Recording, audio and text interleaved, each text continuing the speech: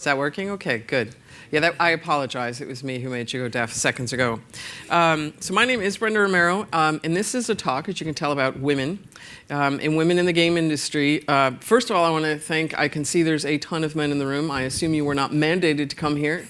So I appreciate that. One of the big challenges, really, of giving talks about women in technology and what it's like is the people who come are usually women. And I often feel like just saying, like, how about we just all sit down and have a coffee? Is there something, you know, we already all know the story. But my hope is with this talk, you as men won't leave feeling depressed. You will leave feeling like you're allies and that there's really, you're not to blame for any of this. So as I've said, my name is Brenda Romero, and I'm going to today tell you 5 different stories. Different stories that are part of my history and part of a lot of history in the industry. And so for me, these stories are stories of discovery in something that fundamentally changed the role of how I see women in technology. And bear in mind, even though I'm just passing 29, I've been in the game industry for nearly 40 years at this point.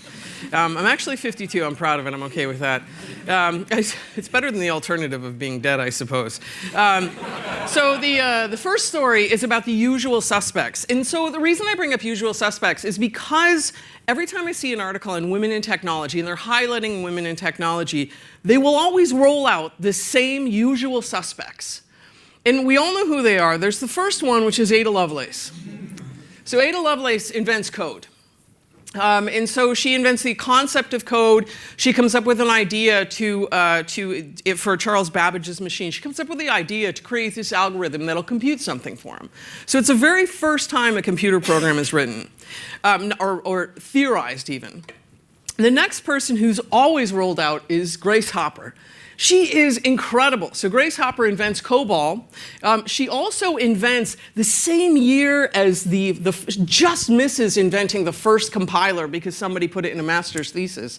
But she invents the first compiler, and she also created and coined the term compiler, and she also found the first computer bug. Literally, that is it.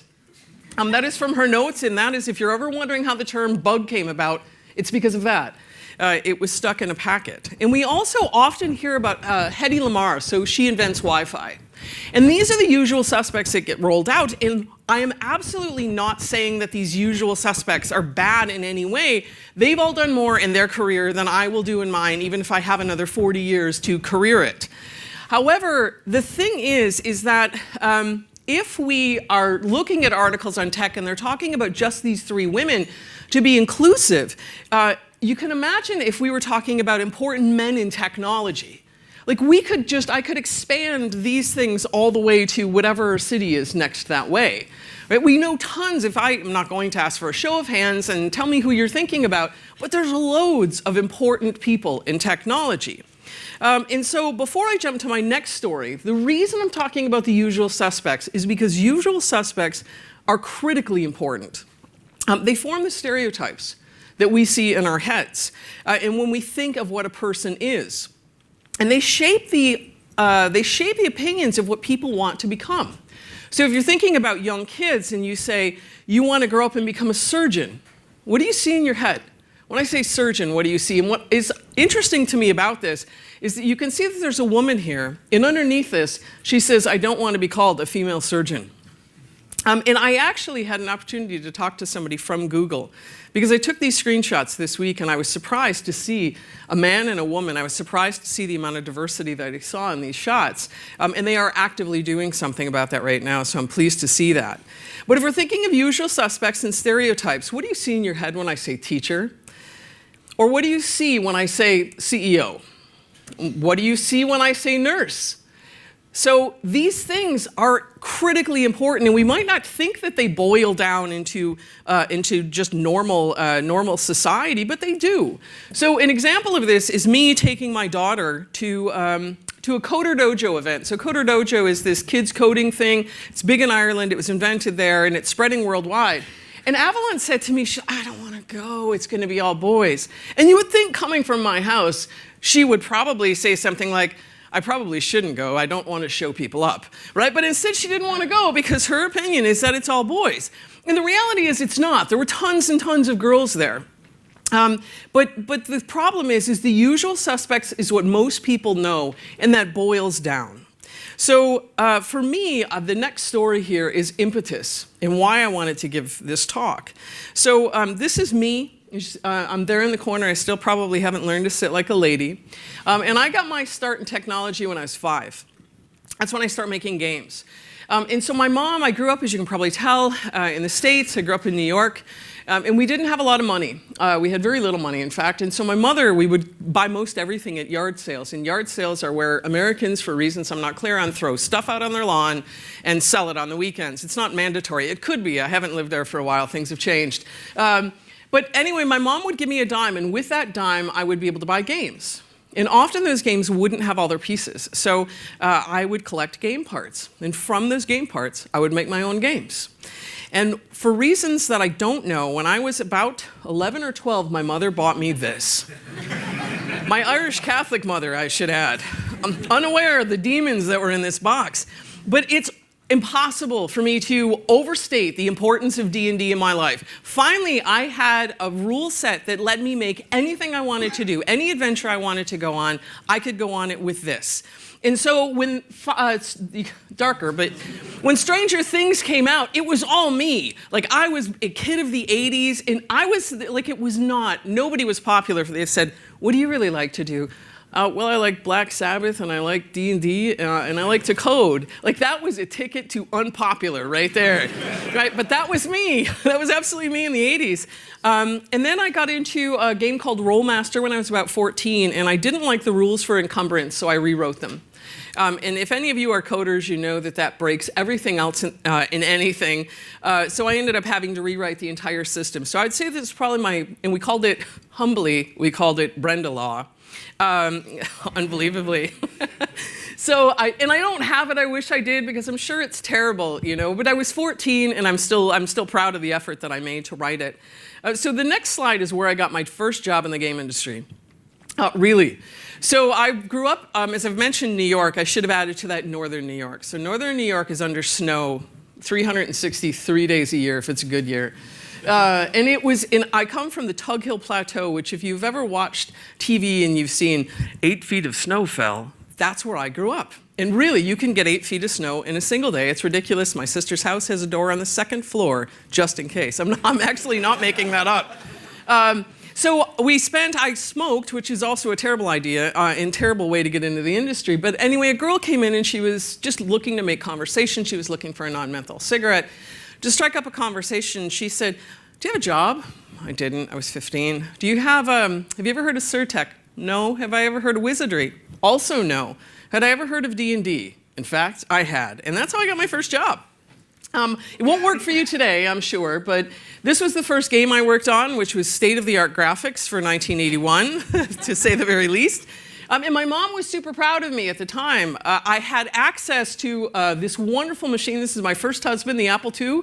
And we had a very long relationship together. And I still love this machine. In fact, John and I talk about, it's my husband John, he and I talk about in retirement, which I don't really know what that means for us.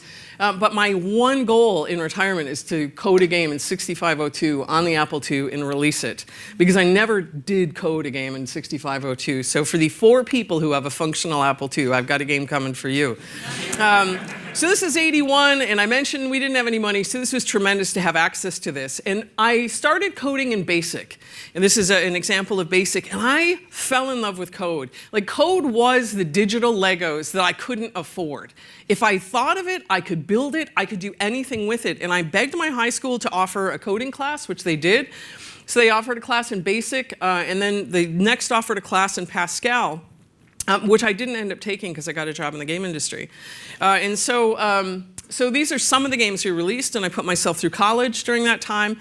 And I should say I don't ever at this point think of myself as a woman in a man's world, because in fact my world was mostly women. And we'll see that that's actually true of technology at that time and of who was entering coding. In fact, in the early 80s, women entering computer science programs were 37.5%. And in some colleges, even higher than that. So I joined Surtech just after this picture, and you can see it's parity. There's half of us. So now we're going to way fast forward. We're going to fast forward to 2016, and I'm a university lecturer. So in a university lecture, one of the jobs that you get as a university lecturer, if you're a woman, is working on the diversity initiative. And so this is one of the things that often happens, and I should say that this, as much as I'm sounding a little about it, it was such an amazing opportunity. Because it invited us to look at things, and gave us a process, in fact, to look at things that I might not have done otherwise. Like, for women who have PhDs, for instance, your PhD time coincides with your childbearing years. And anybody who has a PhD and a baby knows that those things don't go together.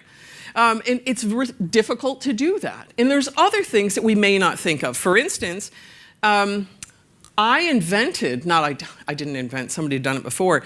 When I've had 3 kids, singleton and twins. And in every company that I was in, I created the maternity policy by showing up pregnant. I also have gone to conferences where I've said, I have 2 twins, and I have 2 twins as opposed to 3 twins.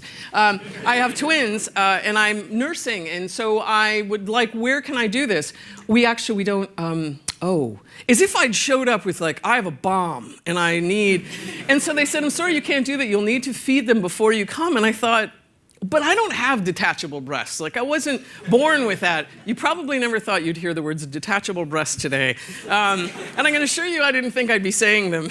I will never get invited back. So I was invited to do this diversity initiative. And as part of this, I send out an email to everybody. And in the email, it says, it just outlines what we're hoping to do. And I got back an email that said, in summary, that women don't like tech. No matter what we do, women are not going to really care. There's been tons of reports out there, tons of studies that show that women just aren't interested. So this stands for many swear words that I said. Because what I ended up doing is, being a human with a brain and access to email, I sent emails rather, to the people who wrote these reports. And I said, is that what you meant? Is your report trying to say that girls just aren't interested in technology? And people wrote back to say, no, that's not at all what we're trying to say. And they were appalled that the research was being used this way. And so I was concerned because I thought, this is problematic if you are educating women and girls. This is problematic if you're in a position to promote women, or you're in a position to hire women. This is an issue. And so I complained. And this was the response I got. This is a direct quote. There's little point in taking offense. This from my female head of department. So I set about to prove them wrong, and I set about to take action and put it wasn't exactly money, but put my research time where my mouth was. So I went on an archaeological expedition, and this brings us to our next story. So you were looking at here, the original computers. Women were the computers. That wasn't a computer, that was a machine. That's a computer. That's a computer, like somebody might be a jogger. They are the original computers. And literally, that's what the job was called. Programming jobs were, in fact, advertised to women because they required menial, detail-oriented labor. And that's in quotes, it's not up there, but that's what they would say. And at the time, people deemed women were a perfect fit for this menial, detailed labor. Now, IBM actually, until the 1970s, referred to coding time and time spent coding in terms of girl hours. Now, I would prefer it if they had called it woman hours. Then I would have sort of taken that on and went, yeah, look at that. But I'll take it. It is what it is for the time. And I'm finding lots of evidence, in fact, that at one point in time, places here and there, women were definitely not in the minority. In fact, in some cases, they were in the majority. But culturally, things just weren't ready for this. So, and it's not just, say, in the States, in Silicon Valley. In fact, I'm going to mention a book in a second that talks about the problem in the UK. But in many places, women were not simply allowed to work. For instance, in Ireland, if you married, and this was up until the 70s, if you married, that's it. You're no longer allowed to work. And so it ended up being difficult for women to get into this. And we basically were not ready for a woman-led, culturally, as a planet, we were not ready for a woman-led tech revolution. So the labor perfectly suited women. It was menial, detail-oriented. And one of my favorite stories about this is something that happened in Dundee, Scotland. So Dundee, Scotland is where they created this lovely little machine, the ZX Spectrum. And the ZX Spectrum was created entirely by women who had worked at the Timex plant, were used to these small wires, and many of these fell off a lorry. And because they fell off a lorry, Scotland has a booming game scene. And so what happened is the people who made the hardware are menial and devalued. And the people who coded the hardware were valued. And so the women who worked on the ZX Spectrum didn't ever feel any special attachment to it, or actually even feel a part of the industry. And I'll put out on Twitter after a link to the study done on this. So a woman was working on her PhD, did a huge study on it, actually got the city to throw an event just for the women who did this. They had a whole celebration to tell them that they were valued and that they were part of the tech industry. And they're not the only ones that this has happened to. In fact, women in Cray, women were hired to help build these machines. And it just so happens, if you can imagine if you had a typewriter in front of you, it's completely useless unless you type into it. Now I want you to imagine you have a computer in front of you. Also completely useless unless you type something into it. It just happens that typewriters understand English, but computers understand code. And so in order to get these machines to work, women had to learn how to code. And women did eventually learn how to code. Now, if I go back to the 1980s and thinking about my time in a classroom, I don't remember being the only girl in computer science at the time. I know I wasn't alone. And although I've gotten rid of most of everything from the 80s to do with my college, or probably just lost it somewhere, I kept the intro yearbook that my college oddly offered us, which was a chance for us to get to know people. And I looked through how many young women were heading into computer science, and it was a lot. Like, I wasn't an anomaly at the time. And in fact, you can find quite a few articles from magazines.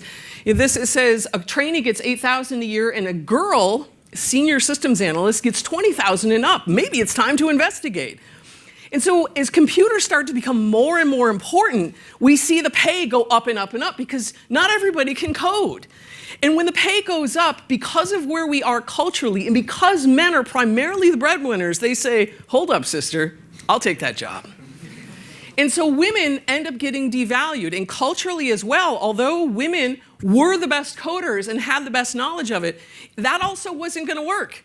Right? We are not going to do that, so I will teach somebody else how to code. They will then manage somebody else, and I will be replaced. And that was basically the history of early 80s computing and how a lot of this happens. It is tracked wonderfully. I gave you such a super high-speed version of it, but this book called Programmed Inequality is excellent and incredibly thorough. So now I want to tell you about the unicorns. People often view female coders as a bit of an anomaly. In fact, the term female coder is weird. Like, I don't ever remember, like, I wouldn't, for instance, I'm just trying to think, somebody came to the door just before we came down somebody sent drinks to them, probably you, thank you. And so but I would never say there's a male attendant at the door. I would never say that, or look, there's a female, something like that just would seem weird. But I noticed in my own life I started to get these questions quite a bit, and they happened in the late 90s. I would get asked these by the press. What's it like to be a female programmer or a game designer? What's it like to be a woman in tech? As if there's one answer to that question, right? Like if somebody asked me that right now and I said, okay, I'm sorry, all ladies, I'll take this question for all of us. At least one of you would say, no, you won't. No, you won't, because I don't think our lives are exactly the same. And it's true. There's tons of different stories. And in my own industry, I could talk to Amy Hennig, for instance. She's incredible. She's behind Jack and Daxter. She worked at Naughty Dog for years.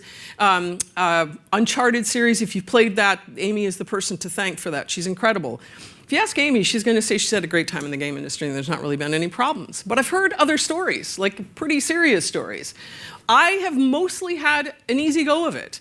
I did have this one particular story where I was talking to, that's not to scale, obviously, an industry giant. But as you may or may not know, Americans are fascinated by famous people.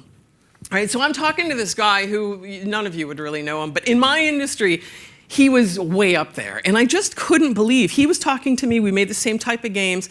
So we're having this conversation, and I felt so like, wow, does anybody notice? Look who I'm talking to. And we were sitting there talking for a while, and then he moved his coat over, and there's a giant erection there. And he asked me if I wanted to do anything about it. Now, first of all, understand that I've spent my life in front of a computer screen. I've not prepared for this moment at all. And as you can also tell, I'm really comfortable talking in front of people. I'm not shy, but I had no idea what to say. I felt kind of like a deer caught in the headlights. If that metaphor works, and the situation was unbelievably odd. Like I didn't know how to get out of it, and to this day, like I did get out of the situation. I didn't do anything, but I didn't know what to do, and somehow I probably said something weird, and then I get out of the situation, and as we're walking back through the conference, all I can think is like, please, everybody stay back. This man is loaded. But there's other questions I get. What would you say to other women who want to be in tech? Would you join our panel on games? Do you want to be a diversity speaker?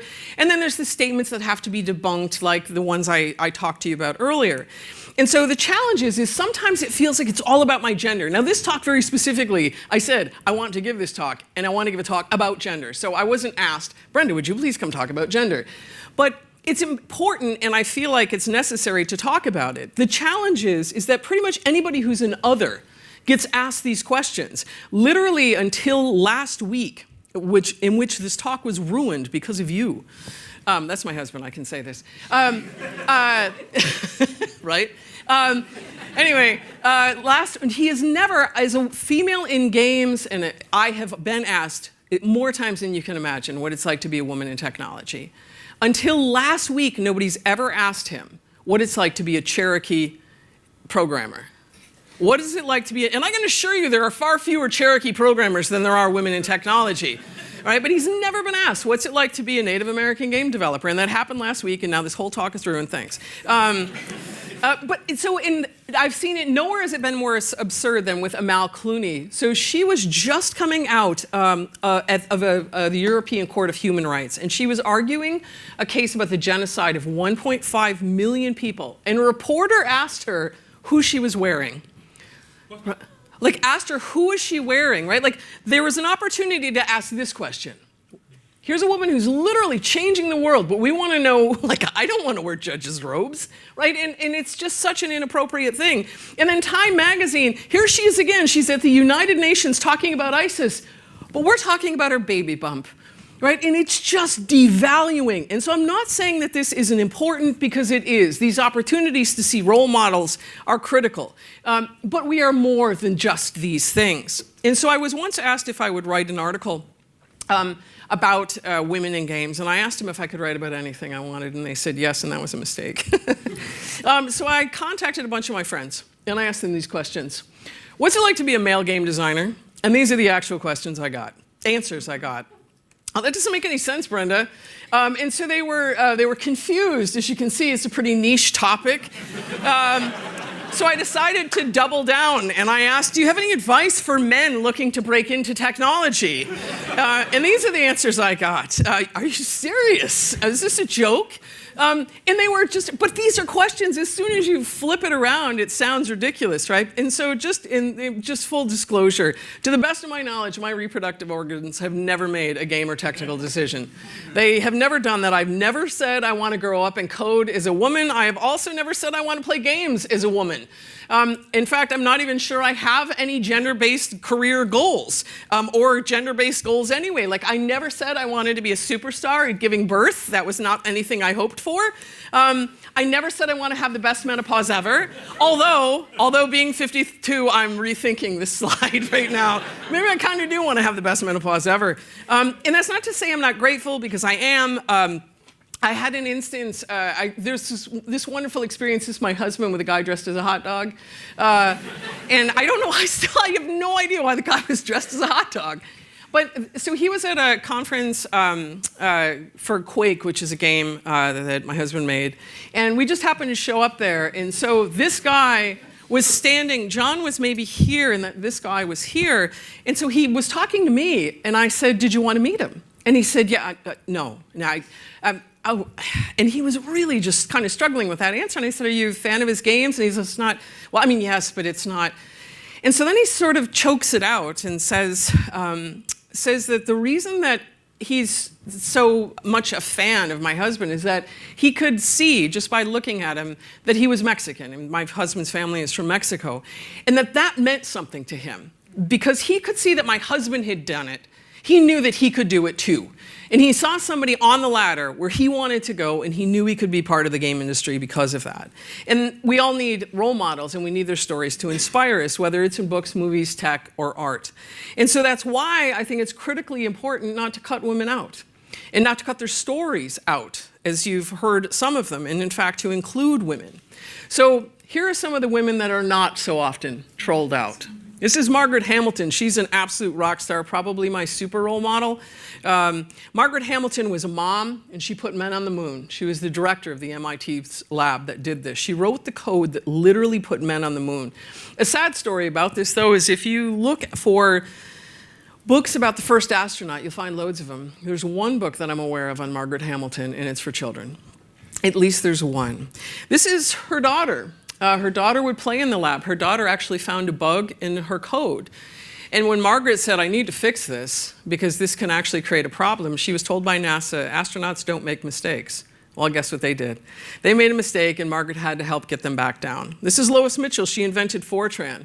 Frances Allen, she invented the optimizing compiler. An absolute rock star, Kathleen Booth, invented the first assembly and designed the assembler. Unbelievably, Sister Mary Kenneth Keller, while serving the Lord, invented BASIC. And this is a language that so many programmers start with. One of my personal favorites, Kay McNulty, she was the lead engineer, and she's originally from County Donegal in Ireland. She was the lead engineer of the all-female programming team on the ENIAC. And so if we think about this, right, like this is a lot of women involved in some really critical foundings. And then Alexandra Forsythe, she was the co-founder of the Stanford Computer Science course, which you'll often find only credited to her husband, George. And many of Silicon Valley's elite come from there, like the founders of Google and YouTube and Netflix and Mozilla and Instagram. They come from there. She also wrote the first computer science book. Now, she had, and this is not an uncommon thing, she didn't have such an easy road of it. She and her husband were both going to Brown, and they both got fellowships to study mathematics, but she had her fellowship revoked because guess why? Women should not study mathematics. Of course they shouldn't. It'll turn us evil. I studied mathematics. Maybe that's what's wrong with me.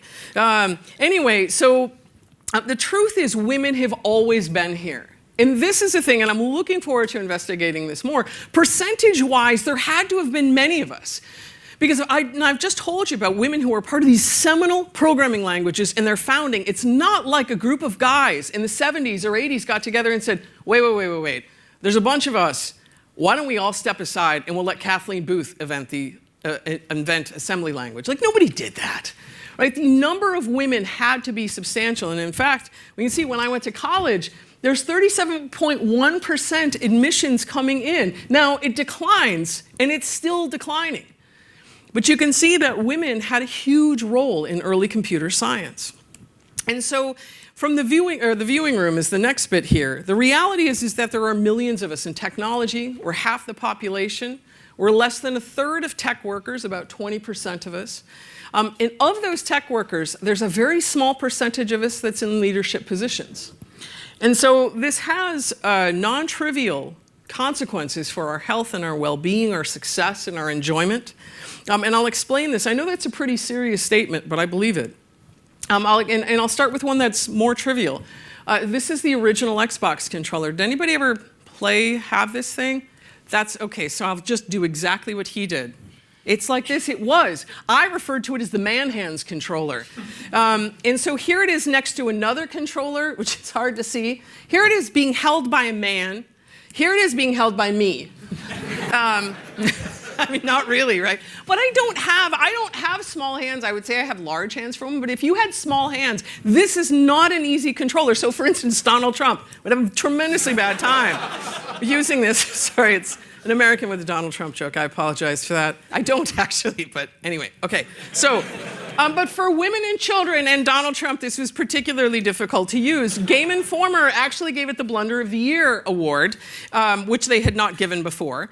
And then what they ended up doing is they released a Japanese controller. So the controller was gigantic size to everybody except Japan, and this became the standard controller. And so obviously hand sizes do matter. So if we just take a look at this, these are some just basic statistics on what hand sizes are. But the reality is women's hands are about an inch smaller than a guy's hands.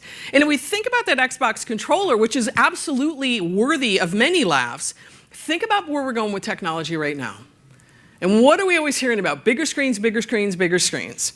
And so I had a conversation. The way technology works in our household is my husband has to have the very latest, like 2 seconds from release, new Apple thing. And so what happens, and I can make it for 6 months. So his phone usually goes to me, my phone goes to a kid's, kids break the phone, and that's how it works. And so what I said to him, like, you know what, I don't think I want your phone. Like this, when you get the next phone, I don't think I want it because it's too big. And the phone that is most ideal for a woman's hands, Apple's actually discontinuing it. They're not upgrading it, they're discontinuing it. Although women are the majority of their customers. And what this means is women tend to break phones more often than men. It means that in an emergency, if you're fumbling for something, when you might actually most want to use your phone, you might end up dropping it. It doesn't mean women are more clumsy. You try to hold an iPad as a phone and see how well that works for you. It looks great in this picture, but the reality is this is really what should be there. And people are complaining about it. Like people are getting pretty upset about it and adding in the dig about you've got this giant spaceship with no childcare center. And so really you'd think that standard size would account for all their customers. And so just this week, this is my addition, it never fails, I can never deliver a talk the second, because somebody will do something that I feel the need to include. So just this week, Apple introduced cycle tracking, which is fantastic. It talks about fertility, and it also tracks menstruation. So this is something that you would think would be obvious. I want to know why it wasn't there 5 years ago when HealthKit was first introduced. Like they had glucose tracking, which affects, I think, 8.9% of the population. There are 2 billion women in the world who are currently somewhere in the ability to have a period. That's a big enough market for me to pursue, right? Even Disney, for God's sakes, actually had a film on menstruation in 1946. And for trivia, it was also the first instance of the word vagina being used in a film, which is probably something else you didn't expect to hear today. All kinds of extras with me. That's why people don't give me mics. So basically, it's even gotten into our AI. You may have heard of Amazon, their recruitment engine. So Amazon is always about automation. So they decided to automate the hiring process. They get a ton of resumes. It makes sense. And so what they did is they fed in 10 years of resumes. In resumes, you considered successful. But it just so happened that they mostly got male resumes. So the successful people didn't tend to have these words, or didn't tend to have, say, Smith College, all women's colleges, or Women's Coding Society, or women's whatever. So if you had these terms in your resume got knocked down, you lost points because of it. And even when they took those terms out, right? You couldn't say necessarily the bias didn't remain because there were certain terms that men would be more likely to use than women. So unable to fix it, they just retired it entirely in 2018, but that was 4 fast years. Also, a group of academics decided to review open source submissions. And so they took a look at GitHub, and interestingly enough, women's contributions are actually rated higher and accepted more often than men, which I thought was fantastic, unless their gender was known. And if their gender was known, it dropped by 20%. Also with Facebook, and this is as of yesterday, because I wanted to check since I know I'm going to talk about it, so I don't think they changed it overnight. But you can actually put up a job advertisement and target just men. This is illegal. This is actually illegal. In September of 2018, the ACLU and other plaintiffs sued Facebook for this, accusing it of violating the Civil Rights Act. And you would think this might be obvious, but Facebook is fighting this. And so hopefully this will change. I'm thrilled though that all of this is surfacing. So the point I'm getting at is this, that it's scary and disheartening. When you're looking at these things like, wow, this stuff is real. This stuff is happening not 5 years ago, but it's happening now, this month. The good news is it's also a created problem. This is an engineered problem, and that means it can be changed. So even if women have gradually been pushed out of computing, and we start to think of it as a man's field, one of the things we often hear is, I guess women just aren't interested in code no matter what we do, except that's not true. Women absolutely are interested in code, and we can keep bringing them in. In fact, last night at dinner, I had dinner with Mike Acton, who's the head of engineering, I think, at all of Unity. And his coding staff is 50-50, 50% women. I'm absolutely thrilled with that. I also know in the Facebook headquarters in Dublin that they are at 50% as well. So I know this is actually becoming something that people are trying to do. And I believe we can hit parity. I also think it was a temporary aberration. The statistics show that. And so the question is, how do we do this? And I think first we need to clear away the myths. When I'm speaking, especially when I'm speaking to young women, I often ask them, were we ever told, by a show of hands, how many people, and I want to know how many people were told girls weren't good at math or they weren't good at IT. And many of them were. And so the truth is that they are good at math and IT, unless they're told they're not. And then sometimes they will live down to that. We have a powerful weapon in mothers, in that if mothers tell girls they should pursue this thing, the girls will believe that, or shouldn't pursue this thing. The girls will believe that over anybody else. You could have a team of teachers saying one thing, but if the mother says, no, you can absolutely go become a coder, they will believe that mother over everybody else. So it's an incredibly powerful tool that we have. I believe, obviously, it must change. We were the original computers. We created code. We created programming languages. We built machines, and we put men on the moon. And just to be petty, a woman also built the first man who was put on the moon. And just in case you're like, there was sperm involved, I'll just go, okay, wherever that came from, a woman invented that man too, and I can just take that back until the end of time. But I don't have that much time. So what I'm looking for, though, I'm not trying to say that I want this to be like, I don't want exclusion. Who wants to work in a place that's just like we all are, right? And a lot of research has shown that diverse teams make better teams. So it's important just to clear away the barriers that are keeping people out of the office space. And it's obviously a huge business case. So as much as this screen looks great, the reality is the need for coders is actually much more like this. And that's a lot of chairs to fill. So part of that is changing the marketing. Recently, I decided to take a C programming tutorial to advance my knowledge. And this was the first and most recommended one. And so I think about, okay, so I'm 52, I don't particularly care what I see, but I think about my young daughters, my teenage daughters looking at this, and they would see like, I'm old, and I'm white, and I'm a guy. Like there's nothing about this that would be attractive to them. And I wondered, like, what if it looked like this instead? That's Margaret Hamilton. Like that's automatically, that makes me think like, I don't know what she's doing, but she looks really happy about it. And I want to do that. And then I recently found out about this recruiting campaign from 2011. Thankfully, it's old. And they were looking for programmers. And the first thing that they would give you is a suit. You would get a tux, custom-made tux. Oh, okay. All right, I could do that.